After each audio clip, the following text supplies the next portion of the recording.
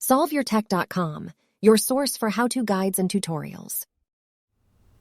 Welcome to our video about how to block notifications from an app on iPhone 15 Pro.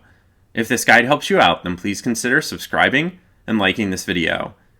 If you've installed an app on your iPhone and it's currently sending you notifications that you don't want or need, then you have the option to block the notifications from that app. You can do this by opening the Settings app. You can then scroll down and choose the Notifications option from this menu, and then you can just scroll down through the list of apps that's on your phone until you find the app for which you would no longer like to receive notifications.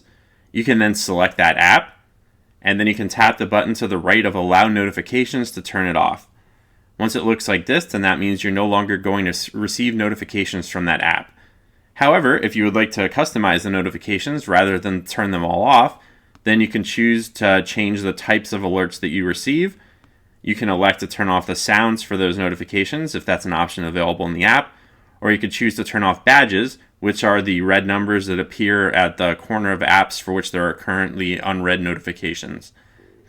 If you would like to stop all apps from sending you notifications, then you can do this by enabling a setting called Do Not Disturb. You can turn on Do Not Disturb by swiping down from the top right corner of your screen, and then I currently have the work focus mode on. But if you don't have any focus modes on, then it's just going to say focus. So if you tap and hold on this button, it's going to show the list of focus modes that are currently enabled on your device.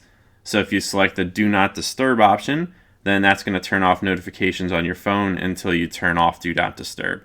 You can do this by just tapping the moon icon to the left of Do Not Disturb, which is going to take you out of Do Not Disturb, and it's going to revert to the notification settings that are currently set on your device.